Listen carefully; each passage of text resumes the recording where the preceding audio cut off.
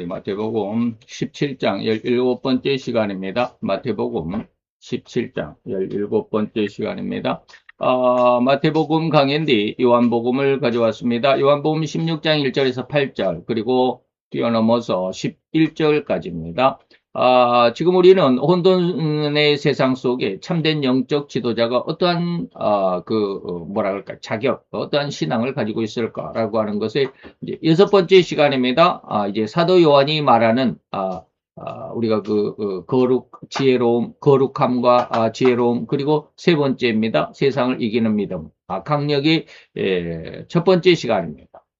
사도 요한이 말한 영적인 지도자의 강한 능력의 첫 번째, 세상을 이기신 하나님이라는 제목으로 우리 요한복음 16장 1절에서 8절 우리 같이 봉독합니다. 내가 이것을 너희에게 이름은 너희로 실족지 않게 하려 함이니 사람들이 너희를 추리할 뿐 아니라 때가 이르면 물론 너희를 죽이는 자가 생각하기를 이것이 하나님을 섬기는 예라 하리라. 저희가 이런 일을 할 것은 아버지와 나를 알지 못함이라. 오직 너희에게 이 말을 이른 것은 너희로 그 때를 당하면 내가 너희에게 이 말한 것을 기억나게 하려 함이요. 처음부터 이 말을 하지 아니한 것은 내가 너희와 함께 있었음이니라. 지금 내가 나를 보내신 이에게로 가는데 너희 중에서 나더러 어디로 가느냐 묻는 자가 없고 도리어 내가 이 말을 함으로 너희 마음에 근심이 가득하였도다. 그러하나 내가 너희에게 실상을 말하노니 내가 떠나가는 것이 너희에게 유익이라. 내가 떠나가지 아니하면 보혜사가 너희에게로 오시지 아니할 것이요 가면 내가 그를 너희에게로 보내리니 그가 와서 죄에 대해서 의에 대하여 심판에 대하여 세상을 책망하시리라. 심판에 대하여라 함은 이 세상 임금이 심판을 받았음이니라. 아멘. 오늘 이 말씀을 가지고 이제 우리는 세상을 이기신 예수님, 하지만 사도 요한이 말한 강력의 첫 번째 시간입니다. 지금 우리는 이제 혼돈의 세상 속에 참된 영적 지도자상에 대해서 쭉 이야기하는데 참된 영적 지도자는 참종이었다. 선지자, 종에 대해서 이런 말씀을 쭉 말씀을 드렸습니다. 그리고 거룩해야 된다라고 하는데 참종의 거룩만을 지금 우리가 쭉 알아보고자 했는데 예수님이 말한 거룩은 무엇일까라고 하는 것이죠. 그 다음에 이제 사도 바울이 말한 거룩, 그 다음에 사도 요한이 말한 거룩에 대해서 이야기를 하고 두 번째는 사도 요한은 세 가지를 말씀을 했습니다. 지혜를 두 번째 말했고 세 번째는 이제 강력이다. 다시 말하면 오늘 본문 속에서 죄에 대해서 책망을 받으면 거룩하게 되죠. 의에 대해서 책망을 받으면 지혜를 얻게 된다. 그리고 심판에 대한 책망을 받으면 오늘은 이제 그 세상 임금을 예수님께서 이미 심판했다라는 그런 내용인데요. 바로 세상을 이기는 믿음, 강력이다라는 말씀으로 제가 이제 조금 이름을 바꿔봤습니다. 그래서 오늘 이 시간에는 강력이라고 하는 말씀, 제가 몇 번 말씀을 드렸듯이 제가 이 말씀 속에서 세상 왕을 심판했다라는 그 부분에 대해서는 예수님께서 아기 예수로 태어나셨을 때 헤롯이 죽이려고 했을 때 하나님께서 그를 애굽으로 피난시키셨다. 그런 내용으로부터 시작을 해서 그래서 이제 마귀의 그런 어떤 권세를 이기신 그런 내용을 중심으로 해서 마지막 때는 예수님의 십자가에서 이기셨다. 예수님이 십자가에 죽으시면서 내가 다 이루었노라 라고 하시는 그 말씀이다. 그거 외에는 더 이상 할 말이 없었어요. 그래서 많이 제 마음 속에는 좀 고심을 했습니다. 그래서 많이 기도를 했는데 하나님께서 제가 느끼기에, 제가 생각하기에 어마어마한 그 은혜, 세상을 살아갈 수 있는, 세상을 이겨낼 수 있는 신앙이 무엇인지를 이 말씀 한 구절 속에 다 담아주셨습니다. 그래서 그것을 어떻게 정리를 하다 보니까 5시간이 됐습니다. 이렇게 5시간이 됐는데 첫 번째는 이제 서론입니다. 세상을 이기신 하나님. 두 번째는 환난을 대비하는 그런 믿음이어야 된다. 세상을 이기려면 환난을 대비해. 그 다음에 세 번째는 하나님의 성도가 이기게 하신다. 첫 번째는 세상을 이기신 하나님이시지만 이제는 성도가 세상을 이기게 하시고 그런데 그것은 이제 쭉 말씀을 드리겠지만 고난이 세상을 이긴다라는 그런 내용이거든요. 그래서 왜 고난이 승리의 전략인가? 왜 하나님은 그냥 세상을 확 우리가 어떻게 말하는 코를 납작하게 해가지고 이기셔야 되는데 그게 아니라 고난으로 승리의 전략을 하나님이 마련하셨다. 좀 곤란한, 우리가 생각하기엔 좀 곤란한 그런 내용이지만 그게 무슨 뜻인가라고 하는 것이죠. 그리고 마지막에는 선이 악을 이기는 그 내용에 대해서 여러분들에게 말씀을 드릴까 합니다. 그래서 그 내용들을 제가 은혜를 주신 것을 쭉 5시간 동안 이렇게 정리를 했습니다. 그래서 오늘 첫째는 이제 세상을 이기신 하나님이신데 서론적인 내용입니다. 자, 우리는 지금까지 보혜사 위로의 성령 하나님께서 이 세상에 오셔서 행하실 일 3가지를 언급하면서 앞선 2가지를 이미 알아보았습니다. 죄에 대해서 의에 대한 심판. 그래서 죄에 대해서 책망을 받으면 죄에 대해서 책망을 받으면 우리가 거룩함을 얻는다. 그 다음에 우리가 의에 대해서 책망을 받으면 하나님의 모든 일, 물론 모든 일을 다 알 수는 있겠지만, 물론 하나님께서 알려주신 대로 알겠지만, 그래서 하나님의 진리의 깊은 것까지 알게 되는 지혜를 얻게 된다라고 그런 것이었습니다. 그래서 먼저 죄에 대한 책망과 그 책망으로 얻을 성도들에게 오는 은혜 거룩이죠. 그래서 두 번째는 의에 대한 책망과 그 책망으로 인해서 성도들이 얻을 은혜까지를 알아봤습니다. 지혜를 얻는다. 하나님의 말씀의 풍요로움을, 다시 말하면 풍성한 은혜를 얻는다 했습니다. 오늘은 마지막 3번째로 심판에 대한 책망과 이 책망으로 인해서 성도들이 얻을 은혜를 살펴보는데 앞으로 5시간, 지금 이 시간까지 해서 5시간, 앞으로 4시간이죠. 5시간으로 나눠서 차근차근 순서 있게 접근해 보도록 하겠습니다. 그래서 이번 시간에는 먼저 세상을 이기신 권능의 그 서론적인 모습을 한번 생각해 보고자 한다. 그 말입니다.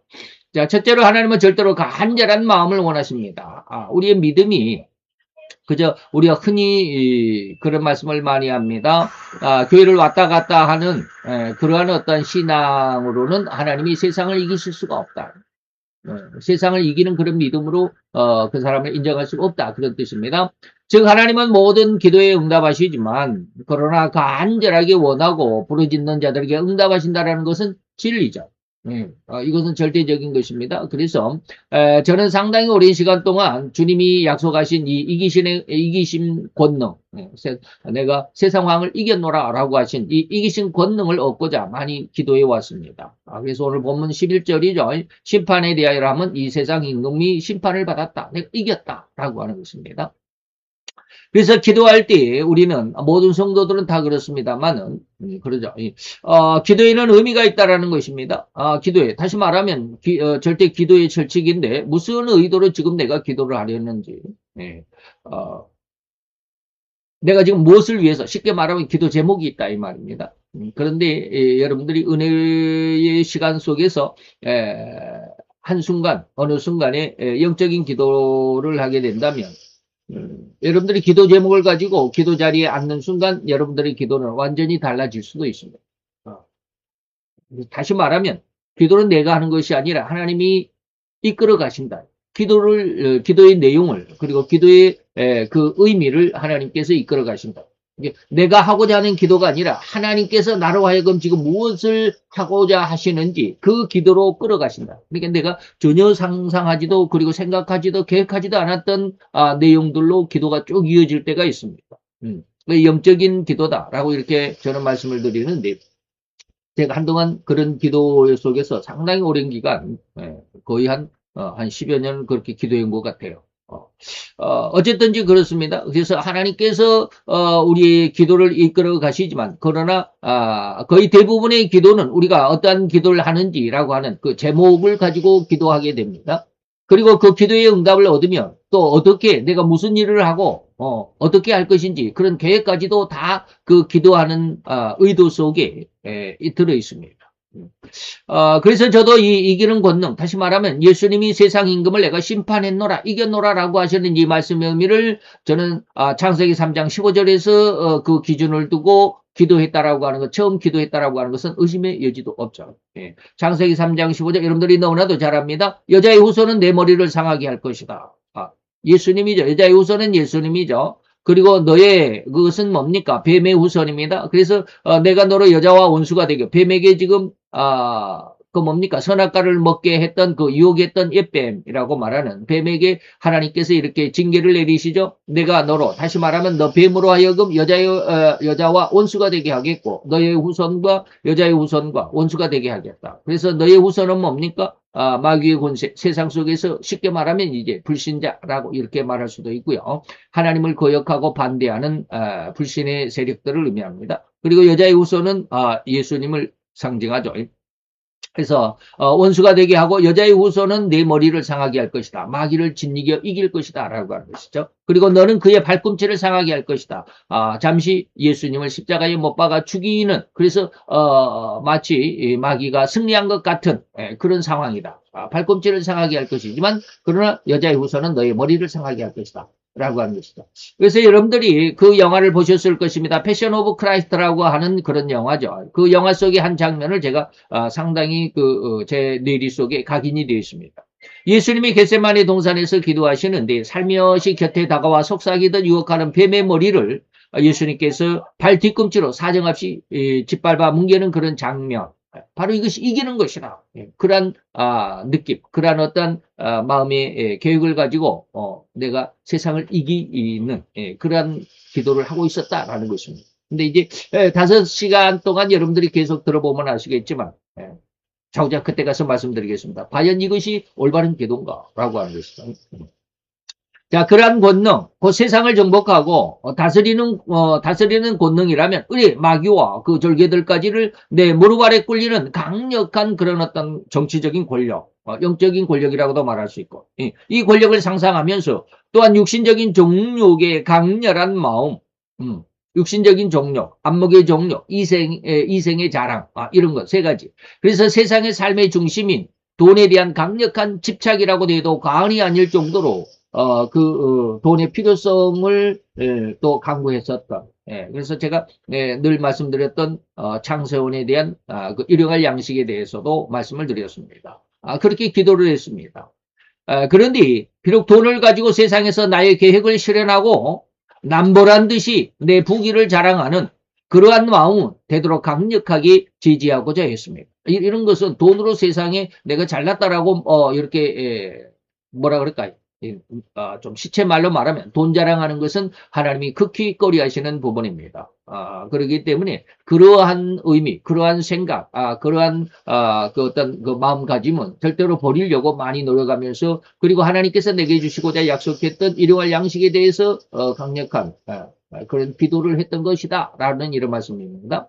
자, 그러한 세속적인 욕심의 마음은 절대로 하나님이 기뻐할 수 없음을 잘 알고 있었기 때문입니다.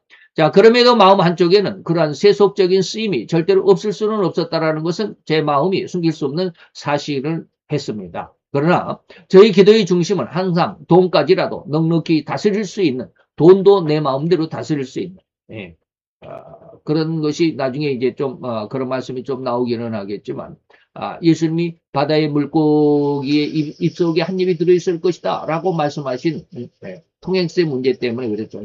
그런 어떤 은혜까지. 그렇다고 해서 내가 뭐 모든 만물을 만들어내시는 창조주의 모습처럼 그런 능력을 바라는 건, 그런 의미를 하는 건 아니겠죠.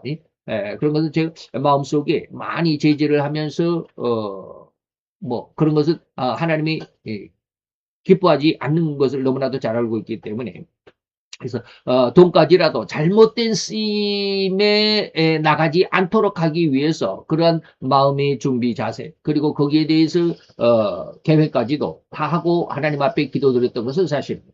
그래서 돈까지라도 넉넉히 다스릴 수 있는 진정한 청결한 믿음, 우리가 흔히 말하는 뭐 착복하는, 횡령하는 뭐 그러한 것이 아닙니다.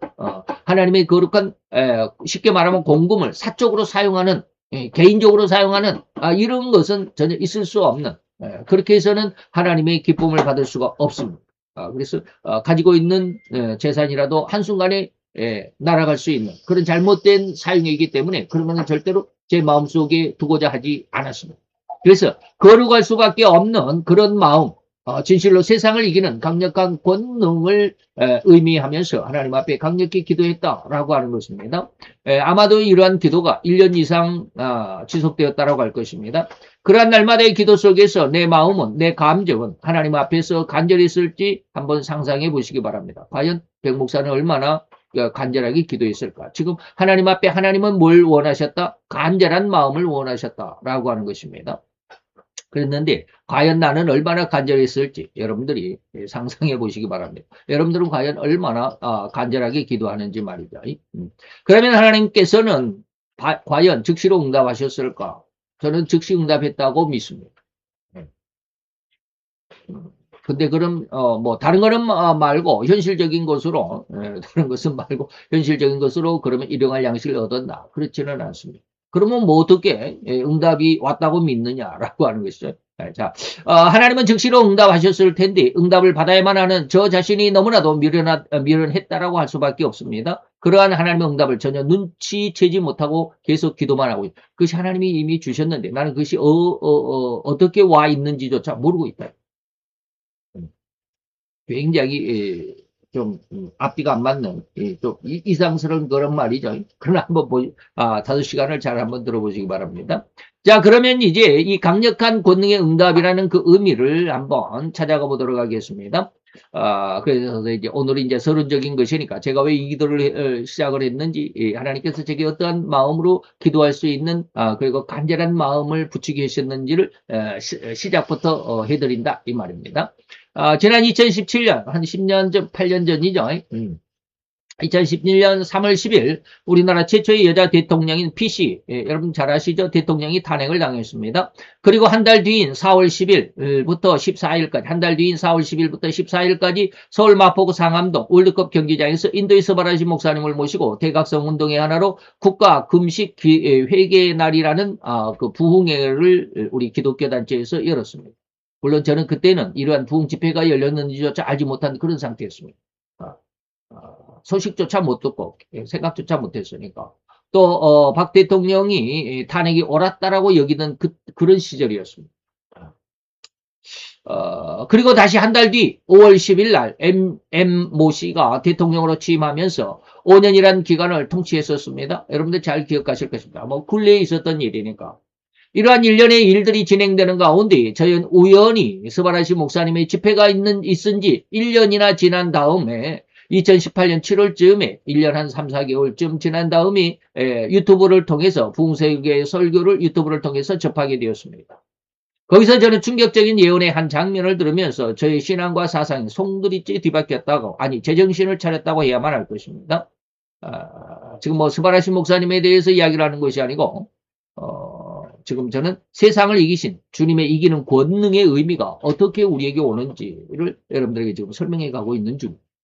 그래서 제 길을 잘못 벗어나면 좀 곤란합니다. 자, 그래서 2017년 4월에 상암동 경기장에서 있었던 스바라시 목사님의 설교를 1년 뒤인 2018년 7월쯤에 그 설교를 제가 유튜브를 통해서 접하게 됐습니다. 그때 우리나라에 부흥성회를 준비하시던 이 목사님에게 예수님이 찾아오셨다라고 지금 여기 이제 사진만을 제가 여러분들에게 캡처를 해왔는데 이분이 우리나라 이 상암동에서 금식기도 여기 이제 국가 금식 회개의 날 이렇게 해가지고 부흥성회를 했었는데 이 부흥성회를 준비하기 위해서 이제 우리나라에 오셨으니까 집이 없으니까 이제 호텔에 묵으셨겠죠. 호텔에서 이제 준비하고 있는데 환상으로 예수님이 찾아오셨더랍니다.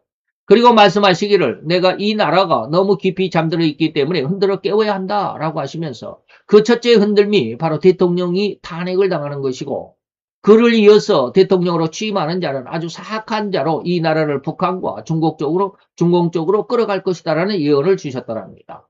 그래서 제가 지금 이것을 준비를 해놨어야 되는데 준비를 얼른 딱 해놨어야 되는데 해놓지 못해서 죄송합니다.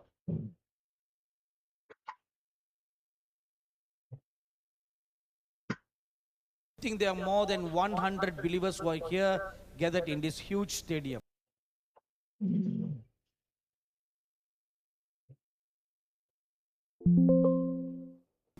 예, 여기에 이렇게 몇백 명만이 모여 있을 수 있는 그런 장소는 아닌 더 모일 수 있는 큰 장소임에도 불구하고 You know, the Lord Jesus said, 주님 예수 그리스도께서 이렇게 말씀하셨습니다. if this nation does not pray, 이 나라가 기도하지 않으면 they will get a new leader who will align himself with China.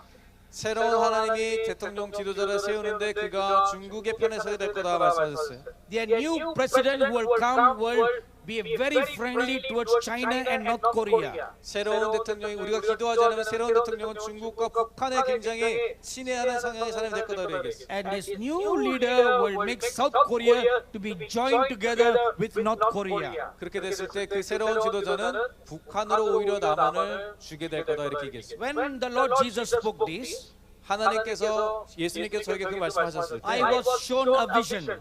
하나님 저에게 환상을 보여주셨습니다. In this vision, I saw a very dark green colored dragon. 그 비전은 환상은 어떤 것이냐면 굉장히 어둡고 초록색인 용을 보여주셨어요. Its skin is like the color of a dark green frog. 그 용의 껍질 색깔은 마치 아주 어두운 개구리의 색깔과 같았어요. And it put out its front left leg. 그리고 그 용이 왼손을 이렇게 뻗치고 있었고 It put it upon South Korea.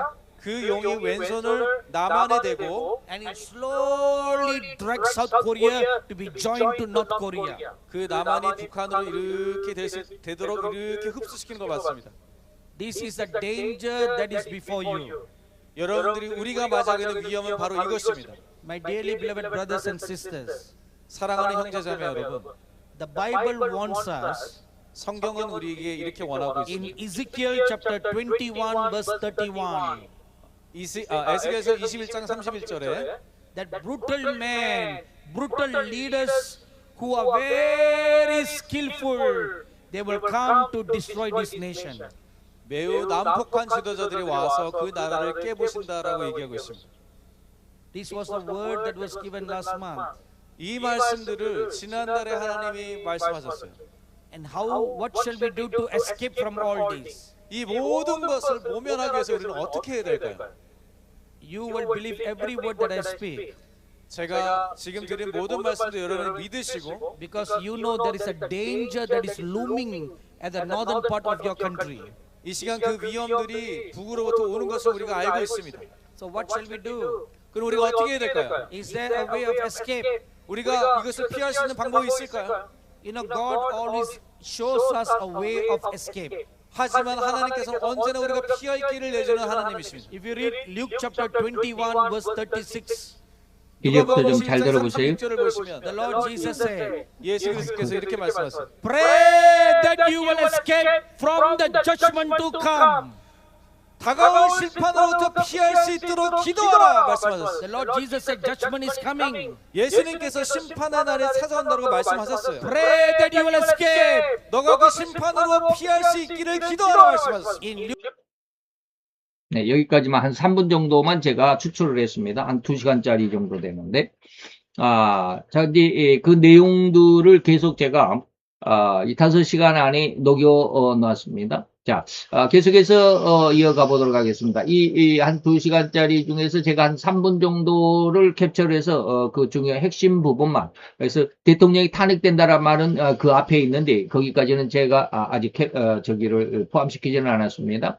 어쨌든지 대통령이 탄핵이 되고 이 나라 남한이 다음 대통령에 의해서 친북의 성향으로 그렇게 정책이 펴져 나갈 것이다 라고 이렇게 예언을 하셨다 이 말입니다. 그리고 나서 한 달 뒤에 이제 다음 대통령이 들어서게 됐죠. 자, 그러나 그렇게 대통령이 탄핵을 당하고 사악한 자가 나라를 친공산주의화로 끌어갈 것이라는 내용은 있었는데 제 마음속에는 그러면 그 다음은 한국의 정세와 상황이 어떻게 변할 것인지에 대한 내용은 없었습니다. 지금 여기까지밖에 대통령이 탄핵이 된다. 다음 대통령은 좀 사악한 자로 친중공, 친북의 그런 성향으로 정책을 펴나갈 것이다. 그러면 그 다음은 어떻게 되나? 그 사람이 5년만 대통령을 하고 또 물러날 건데, 그러면 그 다음은 어떻게 되나? 그래서 제가 이제, 그 다음에, 이게 이제 친우익파인, Y 대통령이 당선이 돼가지고, 한 5년은 이제 우리가 좀 여유가 있다. 이때 기도를 많이 해야 된다라고 그렇게 설교한 기억도 있습니다. 어쨌든지 그 다음에는 어떻게 한국의 정세가 어떻게 변할 것인지에 대한 예언은 없었습니다. 그래서 제가 이제 많이 기도를 했습니다. 하나님이 하시고자 하시는 의도, 곧 이 나라를 향한 하나님의 의도는 어떻게 되는 것일까 하는 의문이 내 마음속에 지워지지 않기도 했었습니다. 그래서 그러한 예언을 나는 가볍게 듣지 않았고 PC 대통령이 탄핵을 당하고 이어들어선 대통령이 1년이란 통치 동안 그러니까 1년이 지난 다음에 제가 이 동영상을 보게 됐습니다. 2017년 5월 10일 날 다음 대통령 MC가 대통령으로 취임을 했고 1년이 지나서 2018년 7월 달쯤에 제가 이제 이 영상을 봤으니까 1년이 지난 다음에 제가 이 영상을 보게 됐죠. 그래서 1년이란 통치 기간 동안이 참으로 엄청나게 친중공과 친북 성향이었음을 부인할 수 없는 상황이었습니다. 예언대로 됐죠. 그래서 제가 깜짝 놀랐습니다. 1년 뒤에 이 영상을 처음 발견하게 됐으니까 지난 1년을 가만히 돌이켜 보니까 이 모시 대통령이 이 나라를 굉장히 친북 친공 쪽으로 엄하게 그런 통치를 했었다라는 것을 생각하면서 아주 충격을 받았다. 그래서 이제 그때부터 나는 인터넷 백과사전인 위키피디아를 통해서 공산주의가 무엇인가라고 하는 것을 공부하기 시작했습니다. 어디 가서 이제 뭐 제가 배운 게 아니고 인터넷을 통해서 위키피디아 백과사전입니다. 인터넷 백과사전 위키피디아. 그래서 자세히 공부할 수는 없죠. 아주 뭐랄까 깊이가 얕은 그런 대략적인 그런 내용들입니다. 그래서 대략적으로 공부를 했는데 뭘 공부를 했느냐면 러시아의 볼셰비키 혁명을 주동한 레닌에 대해서 그리고 중국을 중공으로 정복을 한 모택동의 마오쩌둥이라고 그러죠. 중국인들은 중국식 발음으로는 마오쩌둥, 우리 한문 발음은 모택동이라고 그럽니다. 그래서 마오이즘이라고 말하는 모택동의 사상. 그리고 그 이전에 있었던 68년도에 있었던 프랑스의 68 운동, 68 운동에 의해서 이 프랑스의 68 운동에 의해서 레닌이 러시아를 공산화시켰고 그리고 그 영향으로 인해서 중공이 또한 모택동에 의해서 공산화가 됐던 바로 이런 내용들입니다. 그래서 프랑스의 68 운동 지금은 뭐 다 잊어버렸지만 어쨌든지 그렇습니다. 대학생들이 일으켰던 운동입니다. 그래서 5월 달에 일으켰는데 68년도라 그래서 68 운동이라고 그럽니다. 1968년도 그 프랑스의 5월 혁명이 있었습니다. 대학생들의 쉽게 말하면 자각, 뭐든지 막 나라에서 이걸 금지하고 저걸 금지하고 이렇게 금지하는 법을 금지시켜라라고 하는 게 뭡니까 주제였습니다. 이것을 등을 잠시 조금씩 공부를 하다가 충격을 받았습니다. 공산주의 사상과 이념을 알게 된 것이었습니다. 아주 조금이었지만 그것만으로도 하나님을 공부하는 목사인 저에게는 아주 충분한 근거를 찾게 된 것이었습니다. 그래서 깜짝 놀랐습니다. 정말로 공산주의가 이런 사상이었고 우리 가운데 이렇게 침투해 있는가라고 하는 것이었습니다. 그로부터 나는 내 고향의 정당이라고 할 수 있었던 그 정당을 반대하게 되었습니다. 마음속으로 아주 거절하게 됐죠. 왜냐하면 그 근간이 이 정당의 근간이 공산주의 사상을 근간으로 하고 있었기 때문입니다. 그렇기 때문에 이제 내 고향의 정당이라고 불렸던 그 정당에서 선출된 대통령과 그리고 그 주변 인물들에 대한 문제들을 놓고 저는 계속 심각하게 기도하기 시작했습니다. 거의 매일 새벽마다 기도하기 시작했습니다. 저들에게 하나님이 하셨던 진노의 말씀이 그대로 이루어지기를 바라면서 말입니다. 그래서 그때 제가 기도했던 기도 제목이 이사야서 40장 15절에 24절입니다. 보라 그에게는 열방은 하나님에게는 이 열방 세계 온 나라는 한 통의 한 통 안에 들어있는 물 한 방울 같다. 저울에 적은 티끌 같아서 섬들은 떠오르는 먼지 같다. 그 앞에는 모든 열방이 아무것도 아니라 아니 먼지 한 알갱이 같다. 여호와 앞에는 그렇다 하면 세계가 아무것도 아니다. 그는 그들을 없는 것 같이 세상을 지금의 80억이 넘는 그런 인구를 할지라도 없는 것 같이 여기고 빈 것 같이 여기시는이다. 세상을 빈 것 같이 여기시는 그런 전능하신 하나님입니다. 그런즉 너희가 하나님을 누구와 같다 하겠으며 무슨 형상에 비하겠느냐? 너희가 알지 못하였느냐? 너희가 듣지 못하였느냐? 태초부터 너희에게 전하지 아니하였느냐? 땅의 기초가 창조될 때부터 너희가 깨닫지 못하였느냐? 그는 땅 위 궁창에 앉으시나니 땅의 거민들은 메뚜기 같으니라. 그가 하늘을 차일같이 이거 커튼같이입니다. 차일은 커튼입니다. 차일같이 하늘을 펴셨고 그와 천막같이 베푸셨다. 귀인들을 패하시며 제가 이제 23절부터 24절을 가지고 많이 기도를 했었습니다. 귀인들을 그 나라에 귀족들을 이 말이죠. 귀인들을 피하시며 세상의 사사들을 헛되게 하시나니 그들은 겨우 심기었고 겨우 뿌려졌고 그 줄기가 겨우 땅에 뿌리를 박자마자 뿌리를 내리자마자 곧 하나님의 훅 부심을 받고 말라 회오리바람에 불려가는 초계같이 되었다. 제가 이 구절을 읽으면서 굉장히 마음속에 쾌재를 느껴요. 야, 지금 이 사람들이 이렇게 돼야 된다. 이 말씀을 근거로 나는 당시 나라의 국론이 양분화되었다라고 할 정도로 혼란의 시기였고 이 혼란의 주인공이 처벌되어야 한다라는 의미로 그 의도로 이사야서 40장 15절에서 24절을 가지고 간절하게 기도했고 오늘날 25년도 12월 오늘날에 보면 그 여파는 이 기도의 열매는 그 가족에게 어마어마한 그렇게 적용됐다라고 해도 무방할 정도입니다. 자, 그렇게 돼서 이러한 계기를 근거로 나는 두 번째 대통령을 탄핵하고자 했던 내 고향을 근거로 한 정당의 대권 후보자를 위해서 또 한 번 하나님의 징계와 징벌이 이 이사야서 40장 15절에서 24절의 내용과 같게 해달라고 무지무지하게 간절하게 기도하고 있던 중에 하나님의 음성이 들려왔습니다. 하나님의 음성을 듣게 됐습니다. 하나님이 기도하는 저에게 갑자기 그도 내 형상과 모양을 닮아 만든 내 아들이니라 라고 말씀하시는 이 하나님의 의도는 들려지는 그 순간 확실하게 깨달아졌습니다. 하나님은 우리에게 무엇인가 말씀하실 때 그것이 무슨 뜻인가도 알게 하십니다. 듣는 순간 알게 됩니다. 그래서 내 마음이 이 말씀이 깨달아지기를 그도 내 형상과 내 모양을 닮은 내 아들이다 라고 말씀하셨을 때 내 마음에 이 말씀이 깨달아지고 해석되기를 그가 정말로 다시 말하면 그에게 지금 현재 대통령이지만 그에게 그러한 징계와 징벌을 내려달라는 기도를 하지 말라라는 그런 의도였습니다. 그렇다고 한다면 그리고 그를 향해 이러한 징벌과 징계를 구하는 기도를 담대하게 할 수 없었고 제 마음속에는 저 사람을 진짜 이 나라의 대통령으로 세우시고자 하시려는가라는 그러한 강렬한 의문이 들 수밖에 없었습니다. 아직 대통령이 되기 전. 그러니까 지금 두 번째로 탄핵이 된 Y 대통령이 아직은 탄핵을 하자 뭐 난리법석이었을 때 그때 이 음성을 듣게 됐습니다. 그런 저의 우려에 절대로 틀리지는 않았고 이 대통령이 또다시 탄핵당하는 엄청난 불상사가 이 나라에 일어나고 말았죠. 그래서 내 마음은 심하게 갈등 속에 휩싸여만 갔습니다. 하나님은 도대체 왜 저렇게 흉악한 자를 이 나라의 주권자로 세우시기를 원하셨을까?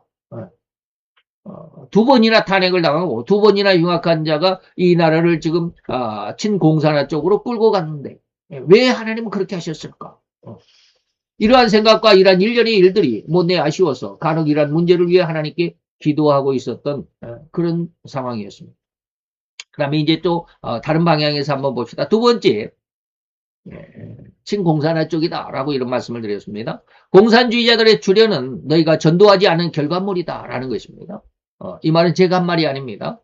범브란트 목사님이 루마니아의 범브란트 목사님이 하신 말인데 자, 이렇듯 하나님의 진리를 이해할 수 없을 정도로 교묘하고 기묘할 뿐이니 어떻게 인간인 우리가 그 깊은 하나님의 비밀을 알아낼 수 있겠습니까? 그렇게 의문의 시간 속에서 왜 하나님이 저렇게 사악한 자를 이 나라의 대통령으로 삼으셨을까? 75년 동안 하나님께서 이 나라를 이렇게 축복하시고 이렇게 인도하시고 세계의 10대 경제대국으로 5대 국방대국으로 이렇게 축복하신 하나님이 왜 갑자기 이렇게 하실까? 굉장히 제 마음속에는 의문이었습니다. 그런 의문 속에서 기도하면서 지금 거의 한 1년 가까이 됐죠? 1년 가까이 됐습니다. 그런 상황 속에서 저는 한 책자를 접하게 됐습니다. 리차드 본 브란트라는 유대교 루마니아의 목사님이 쓰신 그리스도를 위한 고난이라는 책이었습니다.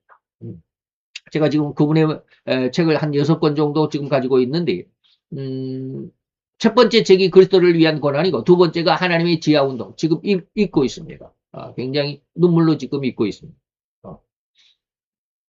어쨌든지 그는 나치 시대, 나치가 유태 그리고 기독교를 핍박하던 그러한 상황과 그리고 루마니아가 두 번째로는 그 루마니아가 나치의 통치 발고발이 있었죠. 그리고 루마니아가 2차 세계대전 이후에 러시아에 의해서 공산화가 되고 그러한 공산주의의 통치하에서 엄청난 고난과 환란을 기록한 내용의 그런 내용이 바로 그리스도를 위한 고난이라는 책이었습니다. 그리고 이러한 기독교인들에 대한 탄압은 러시아나 루마니아에서만 일어나는 일이 아니었습니다. 오늘날 공산주의 국가는 거의 그 전체가 다 이렇다라는 상황입니다. 그 내용 속에서. 예전에 북한의 기독교인들, 지하교인들에 대해서 동영상을 한번 본 적이 있는데, 그 간수가 여자였는데 그분이 나중에 탈북했던 그런 분입니다. 그래서 남한으로 탈북해가지고 목사님이 되셨던 그 분인데 그때 당시에는 거기가 이제 하도 오래돼가지고 감옥의 이름도 잊어버렸지만 우리가 뭐 아우지 탄광 뭐 그러는데 거기 말고 이 기독교인들 종교범인들만 모아놓는 그런 데가 따로 있답니다.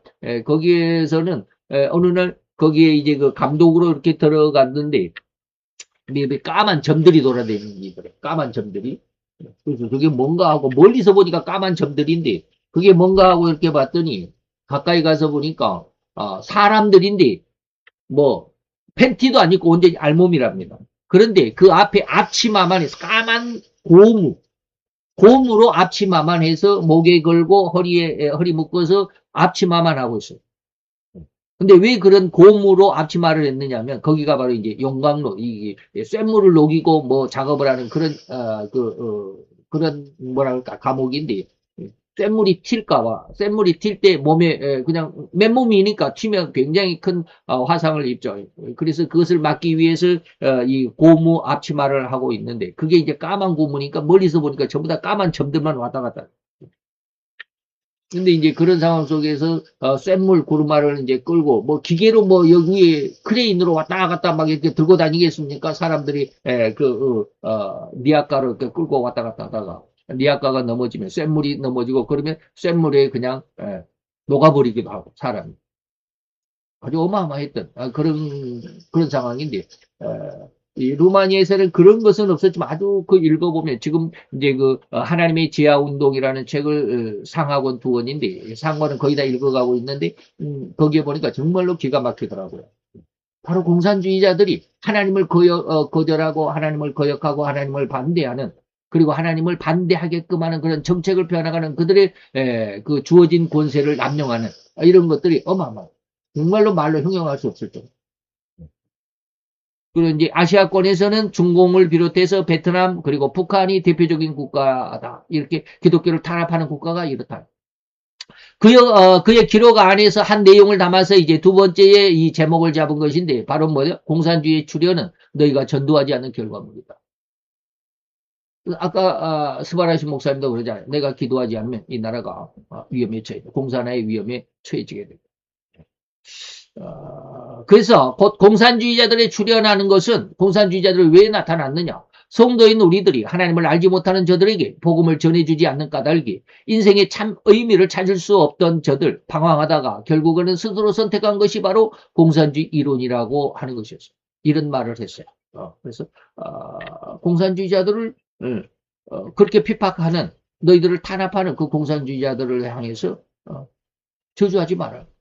네가 전도하지 않았기 때문에 하나님이 그러한 깨달음을 주어가지고 이러한 내용을 기록을 하는 것을 보고 제가 지금 제목을 잡았습니다. 자, 이러한 내용은 저에게 큰 충격이 아닐 수 없었습니다. 그러면 그러한 내용과 지금 우리가 찾아야만 하는 목적, 다시 말하면 세상을 그리고 마귀를 이기는 이 권능, 그 강력과 무슨 연관이 있는지 한번 연결을 지어 보도록 하겠습니다. 리차드 폼브란트 목사님의 저서 안에는 공산체제하에 살아가는 그리스도인들의 박해와 환란이 적나라하게 그려져 있습니다. 상상할 수 없을 정도로 심각한 박해였습니다. 지금까지 우리는 그렇게 기독교에 대한 박해가 있다는 사실조차 모르고 지나왔을 뿐입니다. 왜? 만약에 그 공사나 러시아나 옛날에는 소련이라고 그랬죠. 소련에 의해서 그리고 거기에 이제 그 동구라파라고 우리가 말하는 동유럽 동구라파라고 말하는 오늘날 뭐 폴란드, 로마니아 그리고 독일 중에서도 동독 쪽입니다. 독일을 반으로 나눠서 동독에서부터 이제 그 오른쪽이 러시아까지 해서 동구라파 뭐 또 동유럽 우리가 이렇게 이야기합니다. 거의 공사나 치하에 있었습니다. 근데 거기에서 탈출한 기독교인들조차도 뭐라 그럴까요? 탈출했다라고 하기보다는 이제 내보낸 사람들이 있습니다. 어떻게 다 자기 선전적으로 내보냈는데 나가서 절대로 지금 너희들이 기독교에 대해서 이러이러한 탄압을 받았다는 말 발설하지 마라. 네가 다시 돌아온 날에. 그리고 여기 남아있는 너희 가족들에게는 만약에 네가 그러한 내용을 그러한 사실을 발설하게 되면 너희 가족들에게 어마어마한 더 큰 그 뭘까요? 핍박이 주어지게 될 거예요. 그렇기 때문에 말을 못한다. 그런 내용도 다 들어있어요. 여기. 근데 범브라트 목사님은 왜 그렇게 하셨을까? 나는 죽을 각오를 하고 있다. 때로는 저는 이제 이러한 그 동영상도 한번 본 적이 있습니다. 옛날에 인도에서 무슬림 단체, 그 힌두교 단체죠. 인도나 무슬림 국가에서는 기독교인들을 몽둥이로 두들겨 패고 심지어 목숨이 붙어 있는 살아있는 기독교들을 두들겨서 넘어뜨리고는 불이 붙은 나무들을 그 위에 던져. 아직 살아있는데 그 사람이 그냥 하도 몽둥이로 얻어맞아가지고 일어나지도 못하고 그냥 아직 숨만 붙어있는 그런 상황 속에 그 사람 위로 그냥 막 불붙은 나무를 갖다가 쌓아놓는 화장시키는 아주 굉장히 큰 충격이었습니다만 어쨌든지 그 위에 쌓아놓는 것 이런 흉악한 상황이 순교 장문을 유튜브를 통해서 보기는 했지만 실로 범브란트 목사님의 저서에 담긴 그리스도인들을 향한 공산주의자들의 그 탄압과 환란은 형언할 수조차 없을 정도로 심각했습니다. 그런데도 신자들은 멸절되지 않고 있다는 것입니다. 기가 막혀요. 하나님의 지하운동, 지금 뭡니까? 그리스도를 위한 고난은 그 고난에 대한 적나라한 책은 아닙니다. 많이 들어있기는 하지만 그것을 위해서 쓴 건 아닙니다. 그리스도를 위해서 내가 얼마만큼, 그리스도인들이 얼마만큼 이런 고난을 받고 있다라는 것을 이야기는 하고는 있지만, 두 번째 책 제가 읽고 있는 하나님의 지하운동이라는 책은 그들이 탄압하는 환란의 내용들이 많이 기록이 되어 있습니다. 그래서, 그런 내용 중에서 그럼에도 불구하고 그런 어마어마한 탄압, 그 중에 14년을 그렇게 감옥에서 그들의 뭐라 그럴까요? 탄압을 받아서 핍박을 받고, 고문을 받았으니까 어떻게 됐겠습니까? 근데 그 14년 동안을 견뎌낸 것이 아닙니다. 하나님이 살려주신 것입니다. 기가 막히더라고요. 그런데도 그러한 상황 속에서도 신자들은 멸절되지 않고 끊어지지 않는 거예요. 그러한 끈질긴 믿음의 투쟁이 바로 예수 그리스도를 사랑하는 마음이었기 때문이다. 라고 이렇게 고백하고 있습니다. 범브란트 목사님이 고백합니다. 그리고 하나님에 대한 믿음 때문이었다라고 선언하고 있습니다.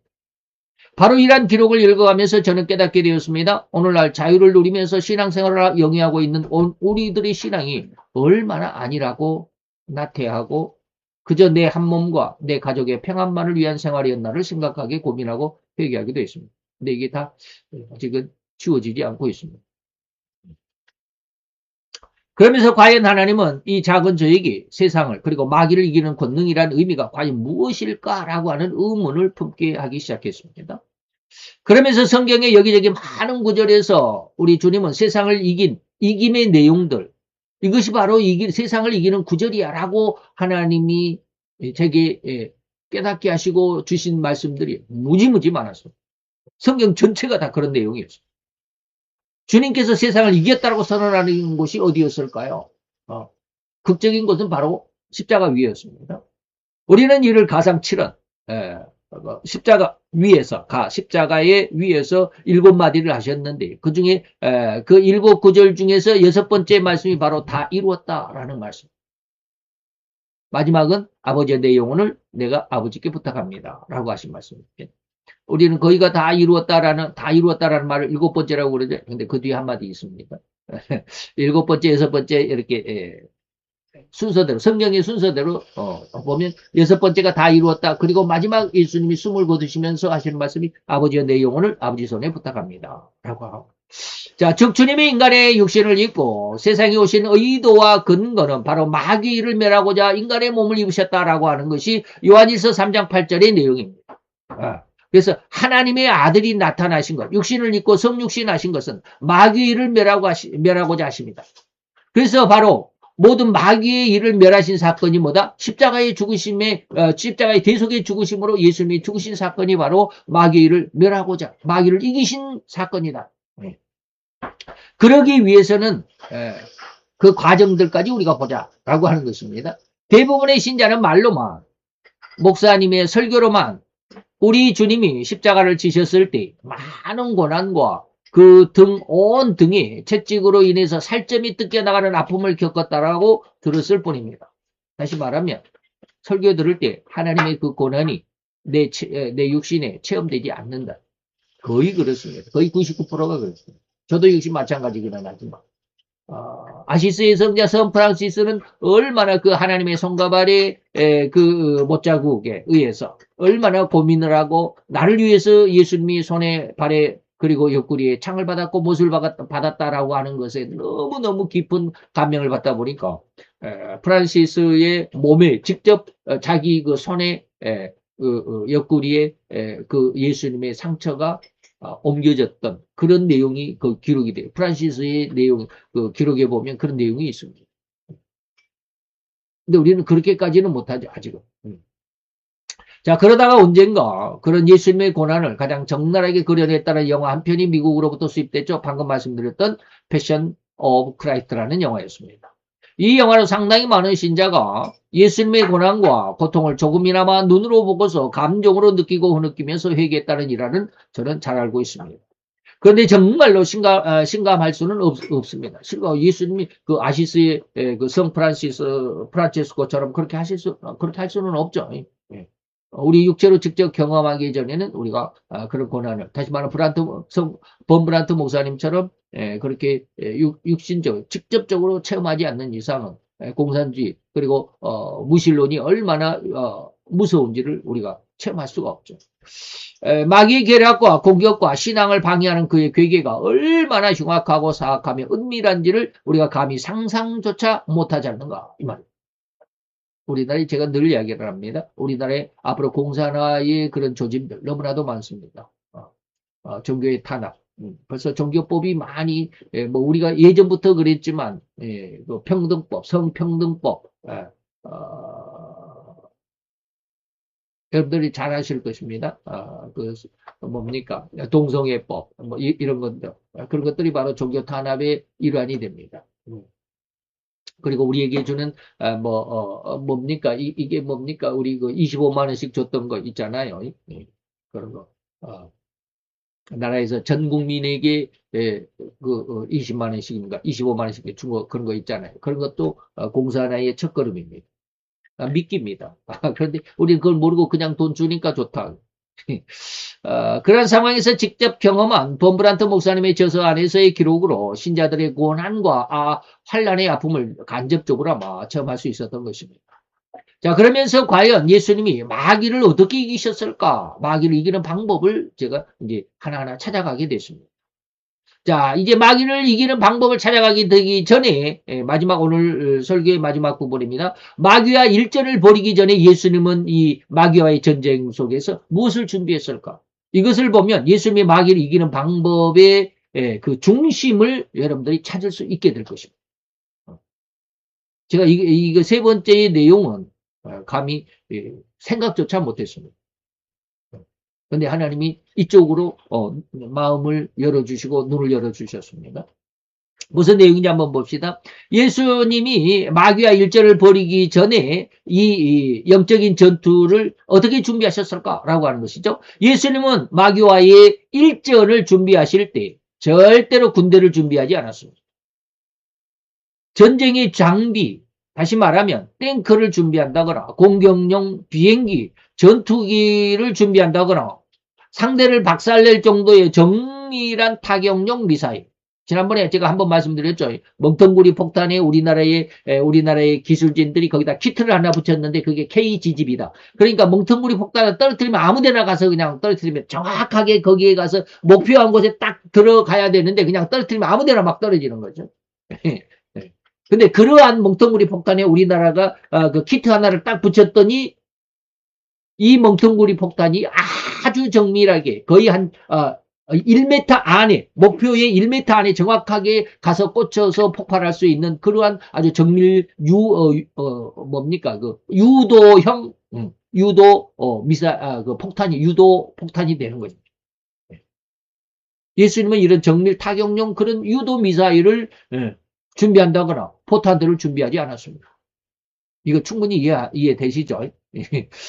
제가 예전에 이런 쪽으로 예수님의 마태복음 4장을 들여다보지는 못했습니다. 많은 군인들을 모집하고 훈련하는 일이 우선되지 않으셨던 것입니다. 우리는 봐도 마태복음 4장에서 주님이 마귀와의 일전을 준비하신 내용을 알아낼 수 있습니다. 그런 강력한 군사력을 준비하는 대신에 예수님은 40일을 금식하셨습니다. 이것이 마귀와의 전쟁 준비입니다. 40일 금식으로 준비했습니다. 그러한 금식이 예수님의 자신의 육신조차도 제대로 추스리는데 강력하게 걸림이 될 수밖에 없는 아주 그냥 제 몸 하나 똑바로 세워놓기조차 힘들 정도의 그러한 아주 엄청난 힘든 상황이다. 그렇게 자기 몸 제대로 추스리는데 강력하게 걸림이 될 수밖에 없는 그런 상황. 이른바 죽기 직전에 나약한 거의 체력이 고갈된 그런 상태. 육체적으로 가장 나약할 수밖에 없는 허기진, 굶어서 뼈가 랑상하게 남은 기아의 상황과 흡사하다라고 해야만 할 정도로 쓰러지기 일보 직전의 모습으로 마귀와의 일전을 준비하셨습니다. 기가 막히죠. 제가 왜 마태복음 4장을 왜 이렇게 이해했을까? 하나님이 이런 모습을 보여주셨습니다. 마귀와의 전쟁을 치러야 할, 그래서 모든 거 그냥 아주 잘 먹고, 그냥 몸을 건강하게 하고, 힘을 기르고, 그냥 내 주변에 나와 동조하는 이런 세력들을 모으고 막 그래야 되는데, 우리는 예수님은 그것과는 전혀 다르게, 바로 이러한 40일 금식으로 인해서 기와 상황과 흡사한, 자기 몸 하나 제대로 서 있을 수조차 없을 정도로, 그런 나약한 모습으로 마귀와의 일전을 준비했다. 저의 이런 설명의 내용이 이해가 되십니까? 이해가 되셔야만 합니다. 그래야 세상을 이기신 주님의 방법이 이해가 될 겁니다. 이 말씀이, 지금 제가 말씀드린 이 말씀이 이해가 돼야 예수님이 세상을 이기신, 마귀를 이기신 방법이 어떤 것이었다라는 것이 이해가 될 수 있다. 이걸 이해를 못하면 왜 하나님이 살아계신데 나에게는 이런 환난이 와야 되나? 왜 나만 이 고난을 겪어야 되나? 이럴 수밖에 없다. 자, 저희 이런 설명의 내용이 이해되셔야만 합니다. 그래야 세상을 이기신 주님의 방법, 그 세상을 이기신 주님의 핵심을 이해할 수 있는 기준이고 출발점이 되기 때문입니다. 이러한 주님의 준비는 절대로 마귀가 예수님과 전쟁하고자 할 때 준비한 내용과는 천지차이다. 마귀는 이런 걸 준비하지 않았습니다. 그래서 마귀는 어떤 것을 준비했을까? 이것이 바로 세상이기도 합니다. 마귀의 준비는 이후 예수님을 시험하고 유혹하는 세 가지 내용으로 준비하고 있었습니다. 이것이 바로 마귀가 준비한 전쟁 준비 상황이다. 첫째는 뭡니까? 돌로 떡을 만들어 먹어라 라는 유혹입니다. 이것을 아주 심도 있게 여러분들에게 말씀을 드리지는 못하고 있습니다. 그래서 예전에 설명드렸던 그런 것과는 좀 차원이 좀 더 깊습니다. 그런데 지금은 이걸 정리하지는 않았습니다. 그래서 요즘에 주신 은혜가 바로 이런 세 가지 마귀의 권세 속에서 오늘날 이런 세 가지의 그 유혹이 어떻게 우리 현실 속에 우리를 장악하고 우리가 그 속에서 굴복하며 살아가는지를 많이 깨닫게 하셨습니다. 근데 아직 정리하지는 않았습니다만 어쨌든지 그 핵심이 뭐냐면 돌로 떡을 만들어 먹으라라는 유혹의 핵심은 이 세상을 살아가는데 가장 행복을 느낄 수 있다라고 성공적인 삶을 산다라고 여기게 하는 물질적인 풍요함과 그 물질로 인한 즐거움과 여유로운 인생을 살아가는 것이다. 이렇게만 말하면 무슨 내용인지 그게 뭔 말이야 라고 이렇게 할 수밖에 없는 그런 상황이기도 합니다만 어쨌든지 그렇습니다. 두 번째는 높은 성전 꼭대기에서 뛰어내리더라도 천사들이 도와서 너를 모든 능력으로 너를 돋보이게 해줄 거야. 너를 능력을 보이게 할 거야. 라고 하는 것이죠. 그래서 이런 유혹의 핵심은 세상을 살아가는데 능력과 명예를 가져야만 온 세상에 내가 가진 능력과 명예를 드높이면서도 가장 잘난 사람으로, 가장 성공한 능력자라고, 그런 사람이라고, 그런 명예를 드높이는 삶이 바로 인생의 중심이고, 바로 이것이 바로 인생이야. 이게 전부야. 라고 하는 그런 유혹이었다. 이것을 나중에 이제 정리가 되면 여러분들에게 더 적나라하게 우리 속에 이런 모습으로 우리가 지금 살아가고 있구나. 이렇게 마귀가 우리를 유혹했구나. 라고 하는 것이 느껴질 수 있도록 그렇게 정리를 한번 해보겠습니다만은. 어쨌든지 지금 마지막 세 번째로는 천하 만국을 다스릴 권세와 영광을 내가 너에게 줄게. 라고 하는 이 유혹의 핵심은 그 세상을 살아가는데 가장 큰 행복과 성공, 권세를 갖는 것이라는 의식을 심어주고자 했던 내용이라고만 야만할 것입니다. 이것이 바로 공산주의자들이 세상을 장악한 가장 큰 핵심, 중심 유혹의 하나입니다. 아주 강력합니다. 이것을 이겨낼 사람이 거의 없습니다. 인간은 이런 마귀의 세 가지 유혹에서 결코 호리만큼도 이겨낼 수가 없습니다. 다들 그러한 인생이 행복하고 인생이 성공이고 그리고 사람으로 태어나서 절대로 잘 먹고 잘 사는 방법이고 돈을 많이 벌어야 되고 잘 벌어야 되고 내 사업이 잘 되고 대박을 쳐야 되고 그것이 바로 인생이고 그것이 바로 잘 사는 방법이라고 여길 수밖에 없는 여기고 그리고 또 그렇게 여길 수밖에 없는 그러한 삶으로 규정해버리고 말았던 우리는 그렇게 살아가고 있습니다. 그 삶이 잘못됐다라고 질책하는 사람 한 사람도 없습니다. 근데 그게 마귀가 세 번째 유혹이에요. 세 가지 유혹의 첫 번째이기도 합니다. 그래서 철저하고도 거의 완벽한 유혹의 올감이 있습니다. 자, 그러나 주님의 준비는 오히려 이러한 세상과 그리고 세상의 성공, 세상의 행복, 그리고 그 세상의 여유로움을 내세우신 것이 아니라 도리어 고난과 고통을 택하신 것입니다. 예수님이 지금 세상과 시체 말라마 맞짱을 뜨려는데 고통과 고난을 선택했다. 세상 물질적인 성공과 행복과 여유로운 삶에 대해서는 하나님의 말씀으로 살아야 한다라고. 첫 번째, 돌이 떡이 되게 해라라고 하는 그러한 유혹에 대해서는 하나님의 말씀으로 살아야 한다. 예수님의 전투 방식입니다. 영적인 전투 방식. 두 번째, 능력을 나타내라라고 했을 때 하나님을 시험하지 말라. 제가 범브란트 목사님의 그 책을 읽으면서 우리 이 시대가 하나님을 시험치 말아야 되는데 너무 하나님을 시험하는 모습이고 내가 하나님을 믿었는데 왜 하나님은 나를 이렇게 도와주시지 않지? 이 말이 바로 이 두 번째 유혹입니다. 근데 그걸 전혀 모르고 있습니다. 이번에 제가 깨달은 겁니다. 예, 기도하면서 그리고 범브란트 목사님의 책을 읽으면서 그래서 하나님을 시험치 말라라는 그런 말씀으로 그 유혹에 대응하여 예수님은 이기셨다. 어떻게? 40일 금식하신 그 고난 중에서 먹지 못하고 힘들고 고통스러워 쓰러질 그런 판국에 네 능력을 나타내봐. 그러니까 하나님을 시험하지 말라. 마지막 세상의 권세와 영광에 대해서는 하나님만을 섬기는 진정한 신앙이 되라. 오직 하나님에게만 경배하라. 이것으로 이기신 것이 아니겠는가 이 말입니다. 오늘 이 세 가지 유혹의 의미와 그 중심 전부가 하나님만 섬기는 진정한 신앙이라는 의미가 바로 오늘 우리 사도 요한이 우리에게 말하는 강력이라고 하는 세상 왕을 이기셨다라는 예수님의 이기신 권능, 그 강력이라는 의미의 핵심이 될 것입니다. 할렐루야. 이제 이 세상을 이기는 이 세상의 임시 주인인 마귀를 이기는 권능이 무엇인지 조금 이해가 되셨는지 모르겠습니다. 주님은 이러한 세상의 삶을 절대로 마귀의 괴계로부터 치부해 가면서 온 세상 삶이 마귀의 괴계다. 이에 대응해서 이겨내는, 곧 마귀를 이겨내는 방법은 절대로 이러한 마귀의 유혹과 그 괴계에 굴복하지 않는 것만이 이기는 권능이었다. 이것을 실제로 그 자신이 직접 예수님은 본을 보여주심으로 행하신 것이었다. 이 말입니다. 예수님은 하나님으로서 건장하고 아주 능력 있는 그런 하나님의 권능을 가지고 마귀와 대적한 것이 아니라 인간의 몸을 입고 인간일 수밖에 없는 그런 상황에서 그것도 인간의 가장 나약한 모습 40일 금식함으로 인해서 아주 처참한 모습에서 마귀가 딱 봐도 너 이 화 한번 훅 불면 날아가겠네 할 정도로 강한 인간이 아니라 가장 처참한 그런 인간의 모습으로 마귀와 대적했다. 그리고 이기셨다라는 것입니다. 물론 이러한 마귀의 유혹과 괴계를 거부한 대가는 심각할 수밖에 없었던 것을 성경의 기록을 통해서 너무나도 확실하고 명확하게 알아낼 수 있을 것입니다. 이 마귀의 괴계를 거부한 대가가 어땠을까요? 이게 이사야서 53장입니다.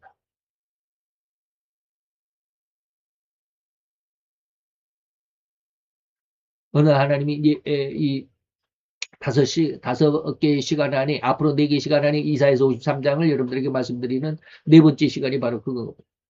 하나님이 갑자기 이사야 53장을 알려주셨습니다. 이것이 세상의 마귀와 전쟁하는 전쟁의 교본이다. 이렇게 세상과 대적하는 거예요.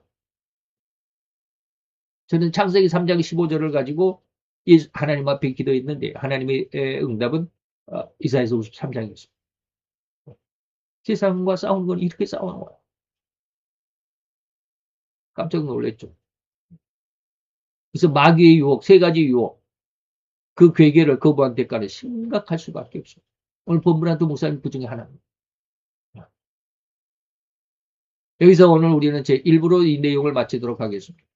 지금까지 설명은 세상을 이기는 권능의 의미를 알아가는 과정 중에 오늘은 그 첫 번째 서론이었습니다. 어떻게 하나님께서 저에게 심판에 대한 책망이 이 세상 왕을 이기셨다라고 하셨는데 예수님은 세상 왕을 어떻게 대응을 했고 그리고 어떻게 이기셨는가를 쭉 말씀을 하셨는데 제가 이 5시간의 원고를 지금 어제 다 마감을 했습니다. 굉장히 오래 걸렸습니다. 한 2달 걸렸습니다. 그래서 한 2달 정도 하나님께서 주신 은혜를 5시간에 이렇게 쭉 한번 기록해서 정리를 해봤습니다. 앞으로 시간 하나님이 세상을 이기신 마귀를 심판하신 그 내용의 모습이 어떻게 우리에게 다왔는지를 여러분들이 기대하시고 또 이기는 이 신앙으로 지금도 완성되지는 않았습니다. 그 권능이 이기는 권능이 저에게 완성되지는 않았습니다. 그래서 앞으로 계속해서 하나님 앞에 기도 중에 있기는 합니다. 이제 한 걸음 더 나가서 이런 예수님이 세상을 이기신 그 능력과 그 능력을 나타내신 내용들을 다음 계속해서 시간들을 통해서 조금 더 여러분들에게 말씀을 드리도록 하겠습니다. 오늘 이 시간 세상을 이기신 그 예수님의 이기는 권능 그리고 예수님은 어떻게 세상을 이기셨는가의 아주 기초적인 서론적인 내용들을 한번 다뤄봤습니다. 여러분들에게 좋은 마음이 도전이 있기를 바라면서 기도하겠습니다. 할렐루야. 주님, 오늘도 여호와의 귀한 은혜와 은총을 감사드리나이다. 여호와의 은혜가 오늘 우리들의 심령 속에 세상의 아버지 하나님의 심판에 대한 책망으로 인해서 세상 왕을 내가 이겼노라 라고 말씀하신 하나님의 그 이기심의 권능, 그 이기심의 권능을 통하여서 우리도 세상을 이겨낼 수 있고 또 이겨갈 수 있고 또 앞으로의 모든 하나님의 귀한 하늘에서 이루신 그 뜻을 이 땅에서도 이루어가는데 하나님의 귀한 도구로서 하나님의 귀한 종으로서 아버지의 일조를 할 수 있는 귀한 신앙, 올곧은 신앙으로 더 성장할 수 있도록 하나님 역사하시고 은혜를 도와야 주실 줄로 믿고 감사를 드리며 예수 그리스도의 이름으로 기도하여 싸움나이다. 아멘.